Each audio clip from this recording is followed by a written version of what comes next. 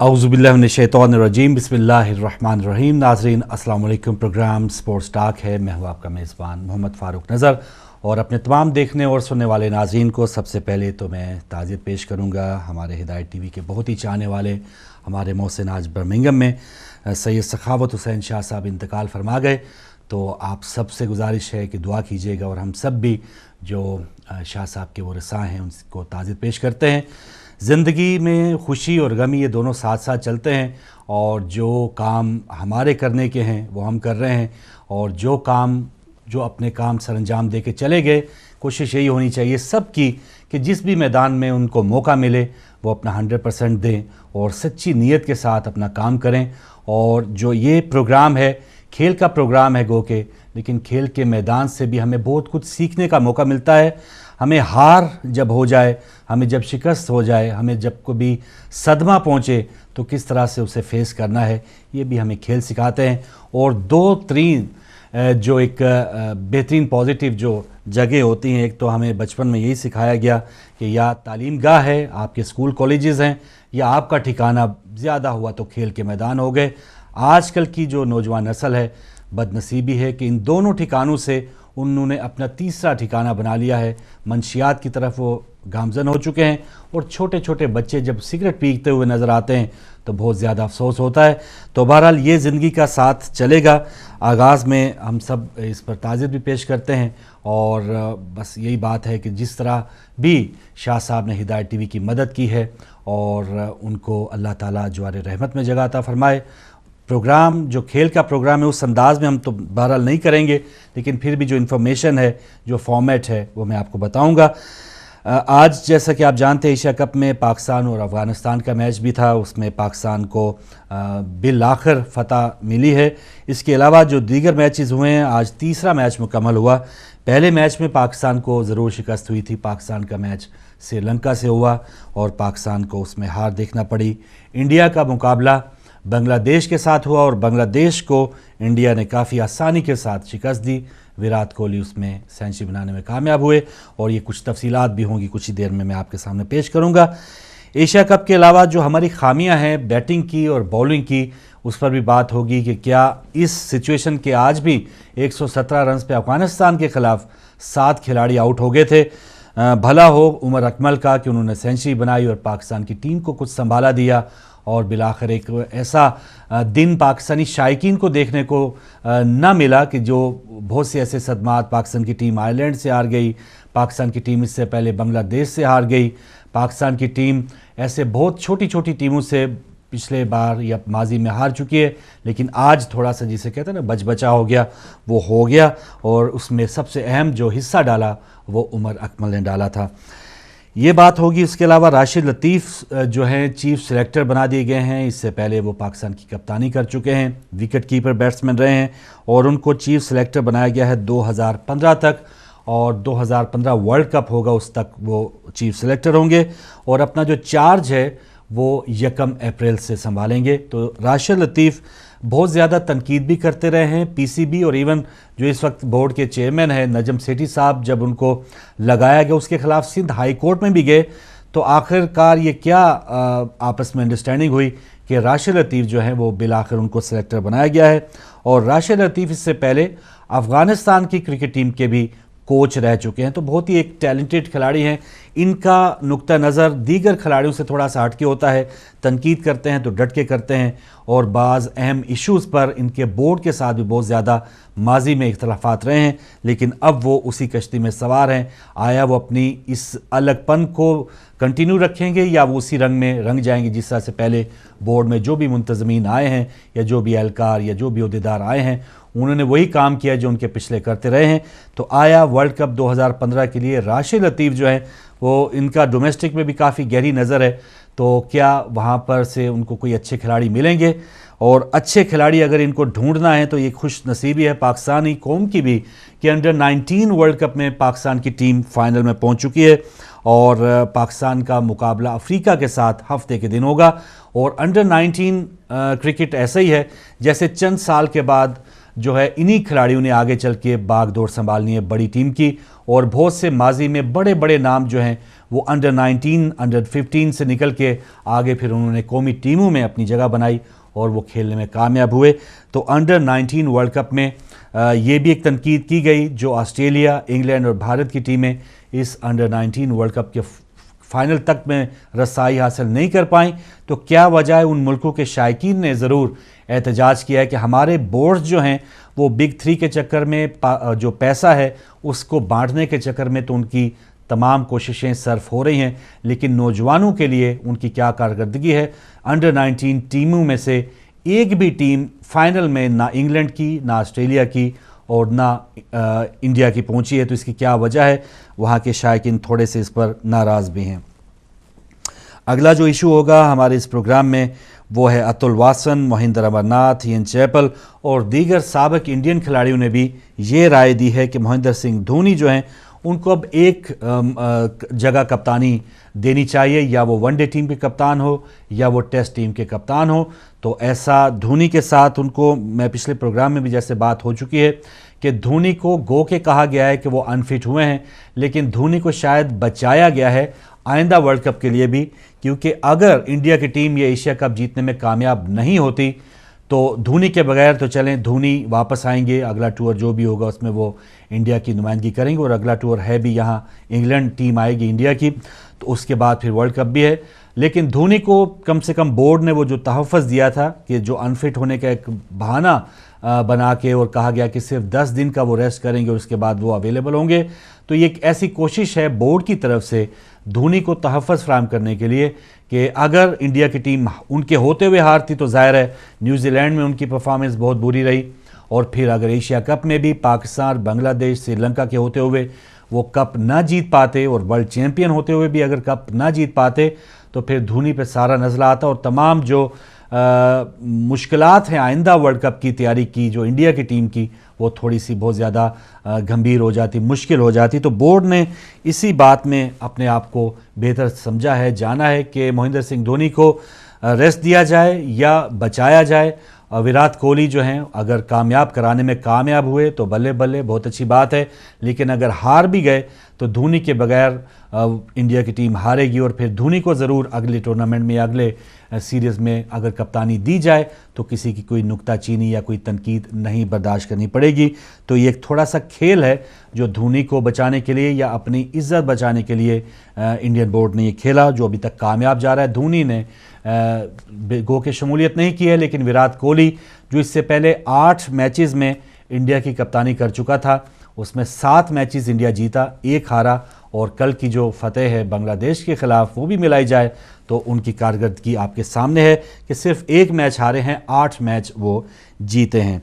तो उनको मशवरा दिया गया है। आप इस हवाले से क्या कहते हैं, क्या चाहेंगे कि क्या धोनी को सिर्फ वनडे में कैप्टन होना चाहिए या टेस्ट क्रिकेट में भी उसको उसी अंदाज में जारी रहना चाहिए?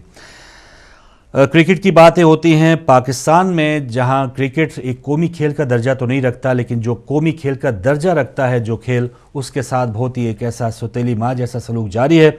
वैसे तो पाकिस्तानी खिलाड़ी जो हैं उनकी कारकर्दगी भी बहुत ही बुरी रही, वर्ल्ड कप के लिए भी क्वालिफाई नहीं कर पाए, और आते जाते बस ये है कि दीगर जो रीजनल टूर्नामेंट्स थे उसमें पाकिस्तान शायद कारकर्दगी दिखाता तो उनको मौका मिलता।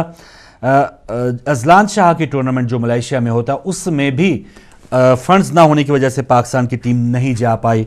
यहाँ पर सिंध फेस्टिवल भी हो रहे हैं, पंजाब फेस्टिवल भी हो रहे हैं, कौमी टीम के लिए पैसे नहीं है। इस पर बात करेंगे। आज के पहले कॉलर है हमारे साथ। अस्सलाम वालेकुम। अस्सलाम वालेकुम भाई, कैसे हैं? जी वालेकुम अस्सलाम। भाई हमारे साथ कौन, कहाँ से? जी खावर अली काजमी हैरो से बोल रहा हूँ। जी खावर अली काजमी साहब। तो मैं इनका थोड़ा सा एक्सपीरियंस शेयर कर लूँ आपके साथ। बिस्मिल्लाह बिस्मिल्लाह। आपको पता ही है मैंने फर्स्ट क्लास क्रिकेट खेली हुई है पाकिस्तान में और इधर भी समी प्रोफेशनल जी आपने बताया था, इससे पहले भी प्रोग्राम में बात हुई थी। ये थोड़ा व्यूअर्स को शेयर करने के लिए बता रहा हूँ कि मैं समझता हूँ कि जो आपने अभी, मैंने सुन रहा था थोड़ा सा, मैंने अभी प्रोग्राम लगाया, लेकिन इतना ही बात करूंगा कि पाकिस्तान टीम के हवाले से भी करूंगा, थोड़ी सी इंडिया के हवाले से जी जरूर। मैं समझता हूँ कि पाकिस्तान टीम में जो अभी टीम है माशाल्लाह ये काफी टैलेंटेड टीम है। ठीक है। और इसमें हार जीत गेम का हिस्सा है, पार्ट ऑफ गेम है।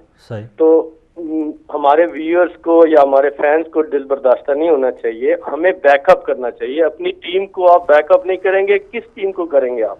सही आप है। कहते हैं जी फलां ने ये कर दिया, फलां ने वो कर दिया। भाई आप बैकअप करो।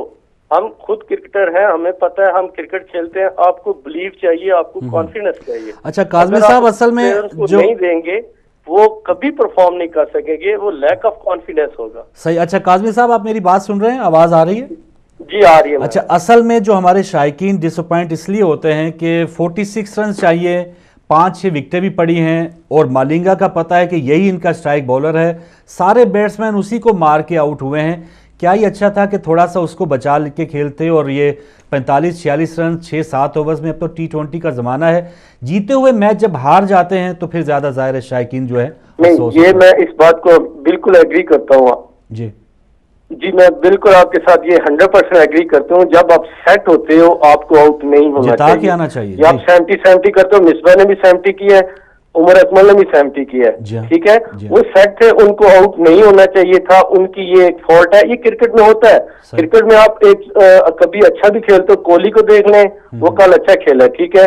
आज उमर अकमल को देख लें, वो भी अच्छा खेला, हालांकि उसका कैच भी ड्रॉप हुआ है, जी हाँ। ठीक है। हालांकि कैच वो इजी कैच था, वो इतना मुश्किल नहीं था, लेकिन होता है, ये पार्ट ऑफ गेम है। सही। तो ये लर्निंग प्रोसेस है। आप क्रिकेट में कभी गारंटी नहीं दे सकते कि आप ही जीतेंगे। बिल्कुल सही। तो मेरी यही व्यूअर से और फैन से यही रिक्वेस्ट है कि प्लीज बैकअप किया करें अपनी टीम को, और जो भी और सिलेक्टेड खास टीम तौर सिलेक्ट पे- करते हैं उस पे वो क्या कहते हैं कि बैकअप करें बस। और खास दूसरा तौर पे जो इंडिया के इतवार हवाले का से मैं मैच है। बात करना यही चाहूंगा कि वैसे तो उन्होंने धोनी जो है वो सबसे वाइज कैप्टन है इन ऑन द फील्ड, ठीक है। क्योंकि वो आप देखें कि वो 3 डायमेंशन क्रिकेटर है, ठीक है। वो कप्तान भी है, हाँ हाँ, ठीक है, वो कीपर भी है, वो बैट्समैन अच्छा भी है। बैट्समैन भी है, ठीक है। इस क्रिकेट में अभी फ्यूचर की क्रिकेट आ रही है, उसमें 3 डायमेंशन क्रिकेट का होना बहुत जरूरी है। सही है। आपको वाइज होना पड़ता है, क्लेवर होना पड़ता है, आपको डिसीजन करना पड़ते हैं। तो ये चीजें साथ साथ आस्ते आस्ते सिखाई जाती हैं। तो कोचिंग के हवाले से पाकिस्तान का भी सबसे नया मेन प्रॉब्लम है न्यू बॉल को फेस करना। सही है। स्विंग बॉल को जब तक ये खेलना नहीं, लीव नहीं करेंगे, जितना लीव करेंगे उतना इनके लिए अच्छा है। 10-15 ओवर लीव करें बॉल को, और 1-2 करें और हिट द बैट 1 करें। हमारी टीम में ये मसला बना हुआ है कि हम बॉल को लीव नहीं करते, हम चेज करते हैं, तो जिससे हमारी जो है टेक्निक जो है वो उसकी तरफ नहीं जा रही, क्योंकि हम शुरू से ही वो टेनिस बॉल क्रिकेट खेल खेल के ये इधर क्रॉस मारा, उधर चला गया। आपको इनको स्पेशल चाहिए प्रॉपर कोचिंग कि आप how you left the ball. सही। ये प्रॉब्लम है पाकिस्तान टीम के साथ। बाकी इंशाल्लाह अगर ये जिस दिन आपको बता दूं, जिस दिन इन्होंने 10 ओवर पहले विकेट ना दी, तो ये 350 का फट्टा लगाएंगे दूसरी टीमों के खिलाफ। चलें। सिर्फ इनका थोड़ा सा प्रॉब्लम है कि ये थोड़े से टेक्निकली इनके बहुत सारे फॉल्ट्स हैं जो दूर करने पड़ते हैं। तो ये आहिस्ता आहिस्ता ही होंगे। कोचिंग देख लें, पाकिस्तान में क्रिकेट बिल्कुल नहीं हो रही, पाकिस्तान की क्रिकेट तबाह हो चुकी है। सही है। आप देख लें कि आप फर्स्ट क्लास लेवल देख लें, ग्राउंड लेवल देख लें, स्कूल लेवल देख लें, आपकी क्रिकेट नहीं हो रही पाकिस्तान में, आपकी क्वालिटी फिनिश हो चुकी है। जी मैं पाकिस्तान अभी रिसेंटली गया था, ठीक है। तो उधर क्लब लेवल पे मैंने क्रिकेट का हाल देखा, तो मैं तोबा करना शुरू कर दिया कि यार ये क्रिकेट का लेवल हाल हो चुका है, सही क्योंकि हमारी क्रिकेट तबाह हो चुकी है। जब तक हमारी क्रिकेट पाकिस्तान में टीवी पर नहीं आएगी, लड़के शौक से क्रिकेट नहीं खेलेंगे, टैलेंट आगे नहीं आएगा। यही हमारे पास अभी टैलेंट क्यों कम आ रहा है, इसकी वजह यही है कि हमारे पास जो है वो क्रिकेट का इंटरनेशनल लेवल पे ना होना हमारी क्रिकेट को बैक पे लेकर जा रहा है। बहुत नेगेटिव, ये बहुत सारे हमारे खिलाफ प्रोपेगेंडे हुए हैं और सियासत हुई है, जिसकी वजह से हम बहुत पीछे जा रहे हैं।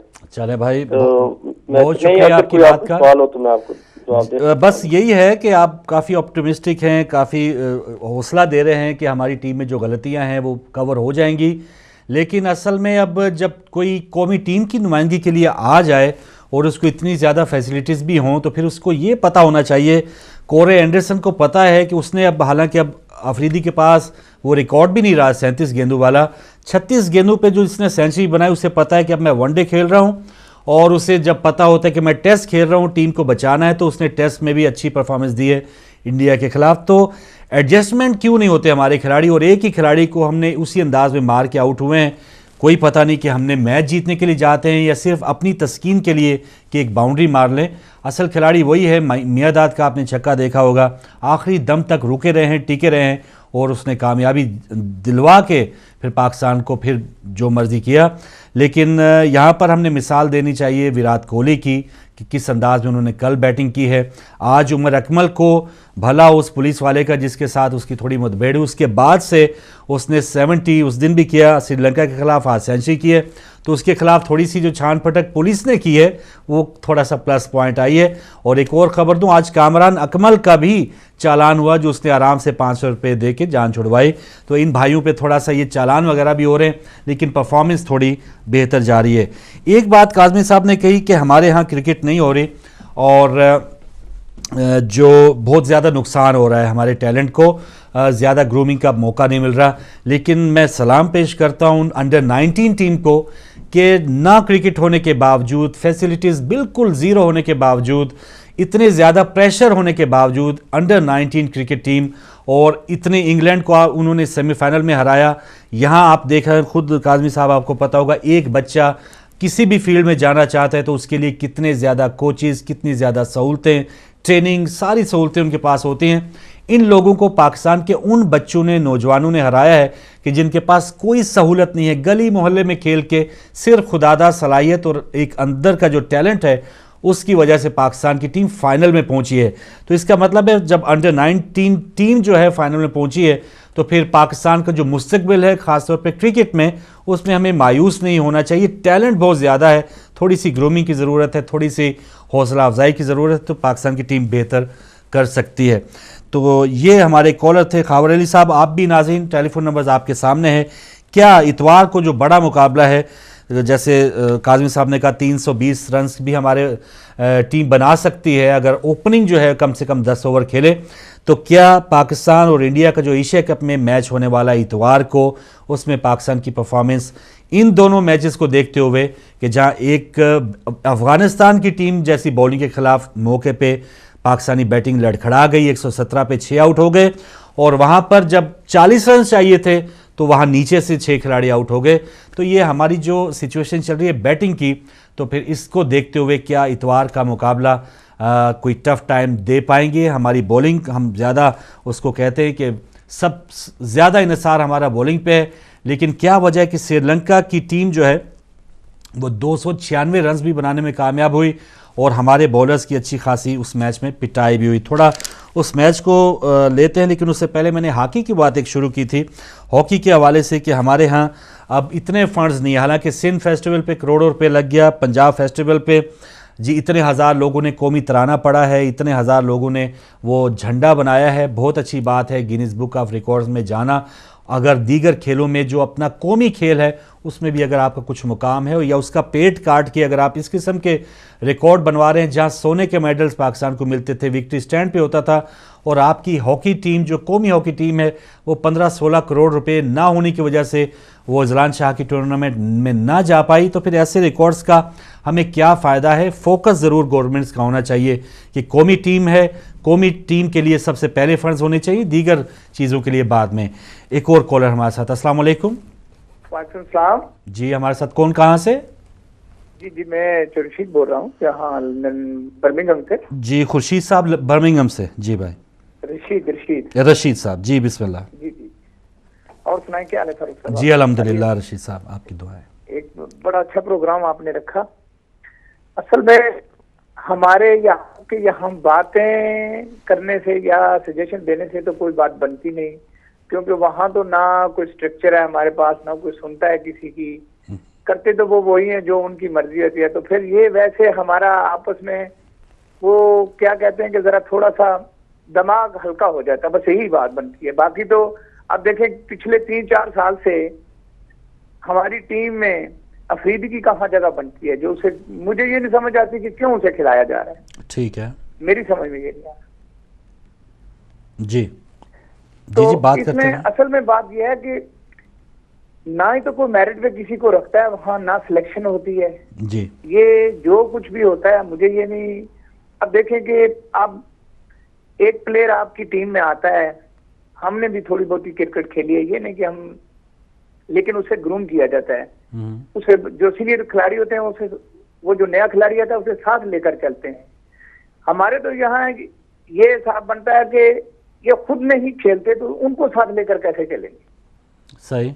अफरीदी साहब तो खुद किसको भी नहीं देख के खेलते, सीखे ना किसी को नौजवान। खेलने देते हैं। पहले तो इनका मतलब एटीट्यूड ही मुझे नहीं पसंद आता। ठीक है, अच्छा काम किया है, अच्छी खेल का मुजाहरा, पहले 4-5 साल अच्छे खेले हैं, बल्कि 8-10 साल इन्होंने बहुत अच्छी क्रिकेट खेली है। लेकिन अब तो आलम यह है कि बस खाली जगह खाना पूरी करने के लिए अगर 3 मैच होंगे, 3 में अफरीदी ने अगर 2 विकेटें ले ली या एक 50 बना ली तो उसका बस बल्ले बल्ले, हर आदमी कहता है यार ये बस के बूम बूम अफरीदी। ये नहीं होना चाहिए। कम से कम इतना होना चाहिए कि आप देखें कि इंडिया के पास आप देखें उन्होंने कितने, कोहली जैसे या वो रायने जैसे, अब वो एक और लड़का उनका नया वो धावन वो आ गया है। हमारे उन्हीं के साथ चिपके रहते हैं पिछले 5 साल से 6 साल से। अगर नहीं परफॉर्मेंस की तब भी इस बात की मुझे समझ नहीं आती ये क्यों हो रहा है। सही। चले रशीद साहब, बहुत शुक्रिया, बर्मिंघम से आप शामिल हुए और आपने जैसे बताया जो भी ऊपर आ जाता है वो किसी की नहीं सुनता, अपनी मनमानी करता है। अफरीदी जी, तो और कुछ कहेंगे जो इतवार को मैच हो रहा है इंडिया पाकिस्तान का, या जो बच्चे हमारे अंडर 19 के वर्ल्ड कप के फाइनल में पहुंच गए, जो हमारे बच्चे खेले हैं ना जी, मैं कहता हूं कि क्या ही बात है, क्योंकि जिस आदमी के पास कोई फैसिलिटी ना हो, सही है, किसी किस्म का मौका ना दिया जाए। पाकिस्तान में तो क्रिकेट ना होने के बराबर है ना। वहाँ तो आम बंदे का जीना मुश्किल हुआ है, क्रिकेट तो दूर की बात है, जान बचाना मुश्किल है वहाँ पे। जी जी नहीं, लेकिन एक और बात है ना, आप देखिए हमारे ये जितने पॉलिटिशियन है ना, जो क्रिकेट ग्राउंड है ना, या जो भी गवर्नमेंट की जगह है इन्होंने कब्जा करके रखा हुआ है। मेरा तल्लुक रावलपिंडी से है। अच्छा। और रावलपिंडी में आप मुझे ये बताएं कि एक पिंडी ग्राउंड है, पिंडी क्लब, और दूसरा ये जो इन्होंने मतलब टेस्ट स्टेडियम बनाया हुआ है। इसके अलावा अब बताएं कोई भी ऐसा पार्क है जहाँ लड़के जाकर खेल सकते हैं, या कोई क्रिकेट ग्राउंड इन्होंने फैसिलिटी दी हुई है? मतलब कितना बड़ा डिस्ट्रिक्ट रावलपिंडी, लेकिन नहीं, कुछ भी नहीं, किसी जगह पे नहीं। सिर्फ ये बस जितनी भी जमीनें इन लोगों ने हड़प कर ली। और उन बच्चों को तो खराज तहसीन के, मैं तो कहता हूँ कि वो इतने इस चीज के मुस्तहक हैं कि अब देखें ना होने के बावजूद जो इतनी अच्छी कारकर्दगी, आप देखें कि 140 पे उनके कितने खिलाड़ी, 7 खिलाड़ी आउट हो गए। लेकिन जो उन 2 लड़कों ने, जवाद के क्या नाम है उसका, अहमद और वो दूसरा जफर, उन्होंने जो अपना कंपोजर वहां शो किया है, ये क्यों नहीं हमारे ये बड़े लड़के क्यों नहीं कर सकते जो सीनियर खेलते हैं? ये क्यों नहीं ऐसी बात कर सकते?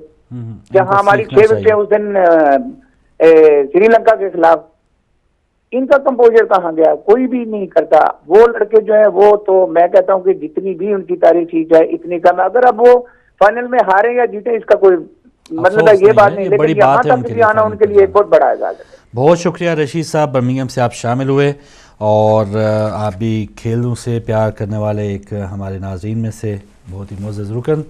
कोई अगले कॉलर हमारे साथ जी, उनसे बात करते हैं। अस्सलाम वालेकुम। जी वालेकुम अस्सलाम। हमारे साथ कौन, कहाँ से? मैं वेल्स से अजहर खान बोल रहा हूँ। जी अजहर खान साहब, वेल्स से, माशाल्लाह। आपने बहुत अच्छा टॉपिक शुरू किया है क्रिकेट के बारे में। जी, तो क्रिकेट के बारे में मेरा राय ये है कि ये तो बच्चों के जैसे अभी खेलते हैं, ये 17 साल 18 साल से खेल रहे हैं, और ऐसे तो बच्चे भी नहीं खेलते, बंदे पे बंदा आउट होता जाता है। तो एक बैट्समैन वो कुदरती वो चल जाता है, गया तो बचत हो गई। तो ऐसे तो बच्चे भी नहीं खेलते। तो दूसरी बात यह है कि हर एक आदमी अभी 21st सेंचुरी में तो हर एक टारगेट रखता है कि ट्रिपल सेंचुरी बनाए। और ये वही 50 से आगे नहीं जा सकते। तो अकाउंट लाने चाहिए, जो नए लाने चाहिए, जो फिक्सिंग में इन्वॉल्व है उनको तो नजदीक लाना ही नहीं चाहिए। और बात यह है कि ये अगर अभी श्रीलंका से जो हारे थे तो 25 बॉल थे और 27 रन थे, तो ये कौन सी क्रिकेट थी? जी जी, और ये तो आदमी बच्चा भी समझता है कि एक दो भी बनाओ तो फिर भी हो सकता है। जी चले अजहर खान साहब, फिर ऐसा देखते हुए क्या देख रहे हैं अब इतवार का जो मैच है? इतवार का मैच तो अभी इन पर है कि सही खेला है, तो नहीं तो वही बेइज्जती होगी इनकी। चले, बहुत शुक्रिया अजहर खान साहब। ये बात है कि बेइज्जती तो फिर होगी, इंडिया से मैच हारे कोई इज्जत अफजाई नहीं होगी। तो जी, अगर इज्जत कुछ बचानी है पाकिस्तान की टीम ने तो उसको अच्छी कारकर्दगी दिखाना होगी। और ये जो गलतियां उसने दोनों मैचों में की है तो उसको देखते हुए इंडिया के खिलाफ अच्छा मैच हो, शायकीन चाहे इंडिया के हो पाकिस्तान के हो, कप जीते हारे आपस में मैच एक दूसरे ने जीत के दिखाना है, यही फरमाइश होती है हर शाइक की। एक और कॉलर है, अस्सलाम वालेकुम। चले, आपकी कॉल ड्रॉप हुई और आज उमर अकमल का कैच ड्रॉप हुआ तो पाकिस्तान मैच जीत गया, वरना 117 पे 6 आउट थे और पाकिस्तान को बहुत मुश्किलात का सामना था। बात हम कर रहे थे पहले मैच की, चले उसको जल्दी से समेटते हैं कि 296 रन क्यों हमारी बॉलिंग ने खा लिए, कि जब हम इतना ज़्यादा उस पर फ़ख्र भी करते हैं कि हमारी बॉलिंग बहुत अच्छी है, अगर 300 के लगभग रन्स अगर बॉलिंग खा लेगी तो फिर बाद में हमारी पाकिस्तान की बैटिंग का चेज़ तो वो तो सारी टीमें जानती हैं कि 150-200 रन्स भी अगर चेज़ करना पड़े तो कभी कभार ख़राबियाँ हो जाती हैं। तो 300 रन्स खा के हमारी बैटिंग से कोई तवक्को नहीं रखनी चाहिए कि आपने वो चेज़ भी कर लेना है। एक और कॉलर, अस्सलाम वालेकुम। हेलो जी अस्सलाम वालेकुम। वालेकुम अस्सलाम जी, हमारे साथ कौन, कहाँ से? मैं कैलिफोर्निया से बोल रही हूँ, मेरा नाम शाहिदा है। मैंने दुआ के लिए दरख्वास्त करनी है। एक मेरा भांजा है, बीमार है, वो उसकी सर्जरी है आज, तो आप दुआ कमाल के बाद प्लीज उसके लिए दुआ करें, वो बहुत सीरियस है। भांजे का बहन नाम बता देंगी? नजफ अली शाह। नजफ अली शाह, अल्लाह ताला उसे सेहत दे और आप दुआ कमाल होगी इंशाल्लाह इसके बाद, तो फिर उसमें भी उसका ज़रूर जिक्र करेंगे। बहुत शुक्रिया। उसके लिए दुआ करा देंगे। 25 ईयर ओल्ड है और पेरेंट्स एवरीबॉडी बहुत परेशान है उसके लिए। इंशाल्लाह अल्लाह ताला उसे सेहत देगा। बहुत शुक्रिया बहन, बहुत शुक्रिया, जज़ाकल्लाह। तो लीजिए बहन की जो एक हुक्म था हमारे लिए, जो सबके लिए मैं चाहूँगा कि आप भी ज़रूर दुआ कीजिएगा। जैसे आगाज़ में सैयद सखावत हुसैन शाह साहब जो हमारे हिदायत टीवी के डायरेक्टर थे, वफ़ात पा गए बर्मिंघम में, उनके साल सवाब के लिए ज़रूर आप दुआ कीजिएगा। और फिर नजफ अली शाह जो आज बीमार हैं, उनका ऑपरेशन भी है, तो उनकी सेहत और सलामती के लिए ज़रूर दुआ करें। तो हम बात कर रहे थे वापस अपनी टीम की, और टीम की जो परफॉर्मेंस है कि इतवार के दिन क्या होगी। कल का मैच भी बहुत बड़ा मैच होगा इंडिया और श्रीलंका के दरमियान। उसमें भी ये दोनों टीमें अब पहला मैच जीती हुई हैं। इंडिया की टीम ने पहला मैच बांग्लादेश से जीता और श्रीलंका की टीम ने पहला मैच पाकिस्तान से जीता। और इन दोनों टीमों में से जो टीम कल जीतेगी तो काफ़ी कवी इम्कानात होंगे कि एक टीम जो फाइनलिस्ट होगी इन दोनों में से होगी। तो काफ़ी अहम मैच है इंडिया और श्रीलंका का। और धोनी के बाद जो कोहली की हम बात कर रहे थे, उनकी कप्तानी का भी कल सही इम्तिहान होगा। और बैटिंग जो चल रही है श्रीलंका की वो अच्छी खासी, गो के वो पुराने नाम जो जिस तरह जयसूर्या, रविंद्र डिसल्वा, राणा टूंगा वो खिलाड़ी नहीं हैं, लेकिन फिर भी संगाकारा और जयवर्धने दो ऐसे मजबूत नाम अभी भी खेल रहे हैं जिन्होंने नौजवान खिलाड़ियों को संभाला भी है, उनको खेल के दिखाते भी हैं और जब भी टीम को ज़रूरत होती है अच्छी बारी भी खेलते हैं। तो पाकिस्तान के खिलाफ भी 67 रन संगाकारा ने बनाए थे, 102 रन थेरा माने ने बनाए और इस तरह 296 रन पाकिस्तान की टीम को हदफ दिया गया 97 रन का। और पाकिस्तान की टीम 284 रन तक पहुंची। जैसे हमारे भाई काजमी साहब फरमा गए कि 70s में दोनों बैट्समैन आ गए। 73 मिसबाह हक ने बनाए, 74 शायद उमर अकमल ने बनाए। तो उनको चाहिए था कि इन दोनों में से कम एक खिलाड़ी जो है वो फिनिशिंग तक जाता और पाकिस्तान की टीम को जितवा कर आता। लेकिन उन्होंने भी शायद कस्में खाई हुई थी कि हमने मारना है तो मालिंगा को मारना है। शाहिद अफरीदी, उन्होंने भी अजीब सी शॉट खेली, ऑफ साइड पर उनका कोई बाहर खिलाड़ी नहीं था, लेकिन उन्होंने एक ऐसी गेंद को सामने जो एक शॉर्ट कवर पे फील्डर था उसको कैच दे दिया और आराम से वो विकेट दे बैठे। और फिर बाकी जो आने वाले खिलाड़ी हैं ज़ाहिर टेल एंडर्स पे वो एक तुक्का ही होता है कि वो अगर जितवाने में कामयाब हो गए तो हो गए, वरना अगर वो अच्छी परफॉर्मेंस बैटिंग में ना करें तो फिर हम उमर गुल पे क्या शिकवा करेंगे कि उसने सेंचुरी बना के कामयाबी क्यों नहीं दिलवाई। हम शिकवा करेंगे मोहम्मद हफीज़ पे या जो ऊपर के आने वाले खिलाड़ी थे कि जिन्होंने कुछ भी नहीं किया और पाकिस्तान की टीम पहला मैच हारी। और आज का जो मैच हुआ है बांग्लादेश, आज का मैच जो अफ़गानिस्तान और पाकिस्तान के दरमियान हुआ, उसकी कुछ सूरत हाल ये रही कि पाकिस्तान 248 रन अफ़गानिस्तान की बॉलिंग लाइन के खिलाफ बनाए हैं। ये एक कोई अच्छी चीज़ नहीं और ये कोई पर्थ पे या पोर्ट ऑफ स्पेन पे ये कोई फास्ट पिच पे नहीं हुआ था, ये बांग्लादेश में ही टूर्नामेंट हो रहा है। और अफ़गानिस्तान की बॉलिंग में कोई ऐसा रावलपिंडी एक्सप्रेस या ब्रेट ली या कोई इस किस्म का कोई फास्ट बॉलर नहीं है, ना ही कोई ऐसा स्पिनर है शैन वान टाइप या सईद अजमल जैसा कि पाकिस्तान की बैटिंग लड़खड़ा गई है। ये खिलाड़ी आउट हुए हैं बस अपनी मनमानी शॉट्स की वजह से आउट हुए। और अब वहाँ पर बताया जा रहा है ज़हीर अब्बास हैं, मोइन खान हैं, शोएब मोहम्मद हैं। और शोएब मोहम्मद तो वो होते थे कि जो वनडे को भी टेस्ट की तरह खेलते थे। तो बाज़ औक़ात जब हमारे खिलाड़ियों को टिकने का चाहिए होता है, टीम की जो डिमांड होती है टिक के खेलें, वो मार के और शॉट खेल के आउट हो जाते हैं। आज के मैच में अहमद शहजाद ने गो के 50 बनाई, लेकिन उसके लिए 74 गेंदें उन्होंने खेली हैं। तो काफ़ी सुस्त इस दौर के लिहाज से अगर देखा जाए, पहले दौर में होता था कि 100 गेंदों पे अगर 50 बनाई तो वो भी एक अच्छा 50 का स्ट्राइक रेट ठीक माना जाता था। लेकिन यहाँ पर उनका स्ट्राइक रेट जो है 67.56 है और आजकल के दौर में ये काफ़ी स्लो है। और इसी वजह से अब जब ऊपर का बैट्समैन जो है 50 तो बनाए और इस अंदाज से बनाए, स्लो खेले, तो फिर बाद में जितना भी मारा जाए वो इतना कामयाबी के साथ पाकिस्तान का या किसी भी टीम का टोटल अच्छा नहीं हो सकता। 102 रन आज उमर अकमल ने बनाए। और एक चले उनका कैच ड्रॉप होना, हर किसी बड़े खिलाड़ी का भी जब कैच ड्रॉप होता है तो उसको वो अवेल ज़रूर करते हैं, और आज उमर अकमल ने ये करके दिखाया। जो खामियां हैं, जो कमियां हैं, अब उसको ये ड्राइविंग सीट पे आना चाहिए।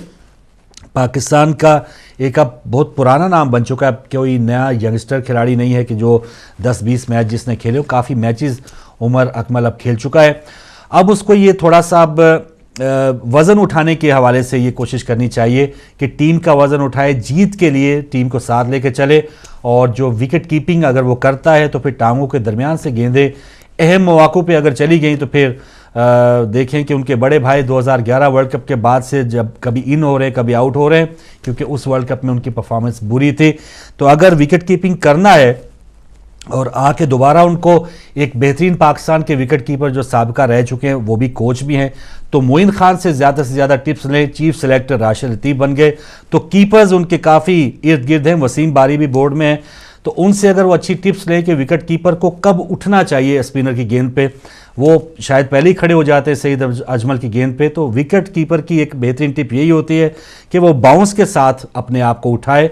तो जो कि वो ऐसे पैदाइशी विकेट कीपर नहीं है, एक खानापुरी के तौर पे विकेट कीपिंग कर रहे हैं, लेकिन फिर भी जहां पर फिर मौका मिले या वो ड्यूटी सर अंजाम दे रहे हैं तो उनको पूरी कोशिश करनी चाहिए कि 8-10 रन अगर बाय के चले गए तो फिर एक अहम मैच में अगर ऐसा हो गया तो फिर सारी जो आज दुआएं मिल रही हैं, आज बहुत ज़्यादा शाबाशियाँ मिल रही हैं, एक दिन ऐसा खुदा न खास्ता ना आए कि 8-10 रन बाय के मिल गए, चले गए और फिर पाकिस्तान की टीम हार गई तो फिर आप पे सारा नज़ला गिरेगा। तो ये काम होना नहीं चाहिए। आज की उनकी सेंचुरी में 7 चौके और 3 छक्के थे और उन्होंने 89 गेंदें खेली हैं। 89 बॉल्स पे उन्होंने 102 रन्स बनाए। तो ये एक अच्छी बारी थी और उनको काफ़ी प्रैक्टिस मिल गई होगी। आगे का जो मैच, एक बड़ा मैच आ रहा है इतवार को इंडिया पाकिस्तान का, उसमें भी उमर अकमल को कुछ इसी किस्म की कारकर्दगी दिखाना पड़ेगी। और आते हैं जो बांग्लादेश और इंडिया का मैच हुआ था, उस हवाले से बात करते हैं। इसमें बांग्लादेश की जो टीम है उसने भी 280 रन्स का टारगेट दे दिया। तो यहाँ से ये भी पता चलता है कि इंडिया की जो बॉलिंग है वो अरसा दराज से, आप इंडिया ऑस्ट्रेलिया की जो इंडिया में सीरीज़ हुई, 300, 350, 350 तक रन्स बन रहे हैं, चेज़ हो रहे हैं।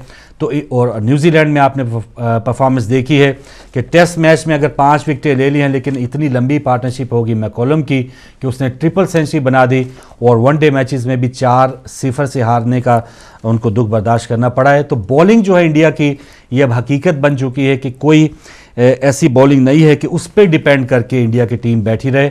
और 280 रन्स बांग्लादेश की बैटिंग भी उनके खिलाफ बनाने में कामयाब हुई है। तो यहाँ पर हमारी जो बैटिंग है वो अफ़गानिस्तान के खिलाफ 280 रन्स फिलहाल आज नहीं बना पाई। तो ये है कि उस दिन किसी ना किसी को क्लिक करना पड़ेगा। इंडियन बॉलिंग में इतनी डेप्थ नहीं है कि वो पाकिस्तानी अगर कोई बैट्समैन टिक जाए तो उसको कुछ मसला पेश आए या उसको कोई दुश्वारी का सामना करना पड़े। अब पाकिस्तान की टीम अगर पहले खेलती है तो 300 रन्स तो बहुत ही अब मामूली या कम टीम रन्स होंगे। 350 और 350 रन्स तक जो है उस टीम को जाना चाहिए अगर बॉलिंग आपको इंडिया की पहले आ जाती है और पाकिस्तान को बैटिंग करने का पहले मौका मिलता है। और फिर जब 300 रन्स बना लिए तो इंडिया की बैटिंग ऐसी, उनका प्लस पॉइंट इंडिया का यही है कि उनकी बैटिंग जो है वो चेज़ करने की सलाहियत रखती है। विराट कोहली जो है उनकी जो सेंचुरी भी आई, 136 रन बनाए। इसके अलावा रोहित शर्मा जो है पहले मैच में चले 21 रन बनाए, शिखर धवन ने 28 रन बनाए। लेकिन ये दोनों ऐसे खिलाड़ी हैं जो तेंदुलकर और सहवाग, उनकी कमी ज़ाहिर उन जैसे बड़े नाम तो नहीं, लेकिन उनकी कमी इन दिनों महसूस नहीं होने दे रहे। ये भी काफ़ी एक अहम जोड़ी है जो ओपनिंग आती है और इसको भी आउट करना बहुत ज़रूरी होगा।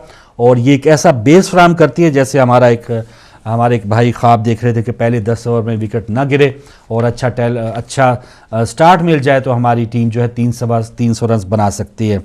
तो बहरहाल रोहित शर्मा, शिखर धवन, विराट कोहली फिर नंबर 2 हैं। रेहाने ने उस दिन बहुत अच्छी इनिंग्स खेली है और एक खिलाड़ी को ऐसा पाकिस्तान की टीम में भी होना चाहिए था कि जब जल्दी विकेटें गिर जाए, असद शफीक या यूनुस खान या अजहर अली, ये ऐसे खिलाड़ी हैं जैसे रेहाने, वो नीचा खेलते हैं और उन्होंने 83 गेंदों पे 73 रन बनाए 158 मिनटों में। यानी उन्होंने एक एंड जो है वो संभाले रखा और इसी वजह से विराट कोहली आज़ादाना शॉट्स भी खेलते रहे और वो उनको भी सेंचुरी बनाने का एक खुल के मौका मिला। उनको मजबूती दूसरे एंड पे नज़र आ रही थी। तो रेहाने की इनिंग्स की तरह जो है पाकिस्तान को भी कोई ऐसा बैट्समैन चाहिए जो टिक के खेले। फवाद आलम को लाया तो गया है 3-4 सालों के बाद, लेकिन इतने बड़े मैच में शायद वो इतना बड़ा कप्तान रिस्क ना लें या जो मुंतजमीन वहाँ पे गए हैं वो शायद इतनी बड़ी तब्दीली ना करें कि इस बैटिंग लाइन से निकाल के फवाद आलम को रखा जाए। रायडो, कार्तिक और उसके अलावा रवि जडेजा जो है वो भी इंडियन टीम में उस दिन उनकी बारी नहीं आई। अश्विन जो है वो ऑफ स्पिनर हैं और उस पहले मैच में अश्विन ने 10 ओवर में 50 रन दे दिए। तो उनकी बॉलिंग जो है, एक मेन बॉलर हैं, ऑफ स्पिनर हैं, दूसरा भी फेंकते, तीसरा सारा कुछ उनमें वही वैरायटी हैं जो कमोबेश सईद अजमल में मौजूद हैं। लेकिन अश्विन की कारकर्दगी जो है वो भी इस पहले मैच में कोई अच्छी नहीं थी। अगले मैच में इंडिया पाकिस्तान का मैच होगा जब, तो सही पता चलेगा। इवन कल ही पता चलेगा कि इंडियन जो बॉलिंग है वो आया किस अंदाज तक वो थोड़ा सा अपनी खामियों पे काबू पाने में कामयाब हुई है, या फिर श्रीलंका से अगर इंडिया ज़्यादा रन्स बनवाने में कामयाब हो जाती है। यानी श्रीलंका की टीम जो अगर इंडिया के खिलाफ पहले खेलते हुए कल जो है 250 से ऊपर करती है, तो श्रीलंका की फील्डिंग कम से कम ऐसी ज़रूर है और उनके बॉलिंग जो है मालिंगा के होते हुए ऐसी ज़रूर है कि वो इंडियन बैटिंग को थोड़ा सा परेशान कर सकती है। तो कल का मैच भी बहुत अहमियत का हामिल है। और फिर उसके बाद फिर इतवार को पाकिस्तान को पता चल चुका होगा इंडिया की इस मौजूदा टीम में जो प्लस पॉइंट हैं और जो नेगेटिव्स हैं। तो ये एशिया कप की बात होगी नाजरीन, ज़्यादातर हमने उस पर बात कर ली है। और अंडर 19 वर्ल्ड कप की भी बात हुई। इस इतवार को इसका फ़ाइनल होगा पाकिस्तान और अफ्रीका के दरमियान। और फिर राशिद लतीफ़ की जो चीफ सेलेक्टर के तौर पे अब नामजदगी हुई है, थोड़ा उस पर बात कर ले कि राशिद लतीफ़ जो हैं वो उनका जो एक रिकॉर्ड है वो भी मेरे पास है कि वो उन्होंने खुद की कारकर्दगी दिखा रखी है। राशिद लतीफ़ ने अब तक 37 टेस्ट मैच खेले हैं, 166 वनडे खेले हैं। पहला टेस्ट मैच उन्होंने ओवल में 1992 में खेला। आखिरी टेस्ट मैच उन्होंने 2003 में मुल्तान में खेला जब इंज़मामुल हक ने वो मैच 1 विकेट से बांग्लादेश के खिलाफ जितवाया था। और आगाज़ में जैसे मैंने बताया कि बोर्ड के ख़िलाफ़ मुकदमात, केसेस और इस किस्म के कामों में वो मुलव्वस तो रहे हैं, लेकिन अब उनकी क्या अंडरस्टैंडिंग हुई है, नजम सेठी साहब की और उनकी मुलाकात हुई और वो चीफ सेलेक्टर बने हैं। कोई भी चीफ सेलेक्टर हो, कोई भी चेयरमैन हो, कोई भी कप्तान हो, मकसद इन सब का यही होना चाहिए कि पाकिस्तान की टीम जीते। और राशिद लतीफ़ जिसे कहा जाता है कि इनकी डोमेस्टिक पे पाकिस्तान के जो ग्राउंड्स में, पाकिस्तान के मैदानों में कौन सा खिलाड़ी किस अंदाज का खेल रहा है, तो इनके ऊपर काफ़ी इनकी नज़र है। तो नया टैलेंट तलाश करने में अंडर 19 के खिलाड़ी तो हैं ही हैं, लेकिन दीगर जो जगहों पे मैचेस होते हैं राशिद लतीफ़ की काफ़ी नज़र है, तो उनको काफ़ी मौका मिलेगा। और ये एक बात थोड़ी जो इनके बारे में मशहूर भी है कि ये किसी की सुनते नहीं हैं, मेरिट पे जो फैसले किए जाएंगे। और इसी वजह से जो कराची की जो क्रिकेट है उसमें काफ़ी मस्बत तब्दीलियाँ देखने को मिली। तो शायद इसी वजह से राशिद लतीफ़ को चीफ सेलेक्टर बनाया गया है। तो देखते आने वाला वक्त बताएगा। अभी तो पहले वो दिन, जिस दिन उन्होंने वो अपना चार्ज संभालना, वो है ही अप्रैल फूल का दिन है, यानी 1 अप्रैल है।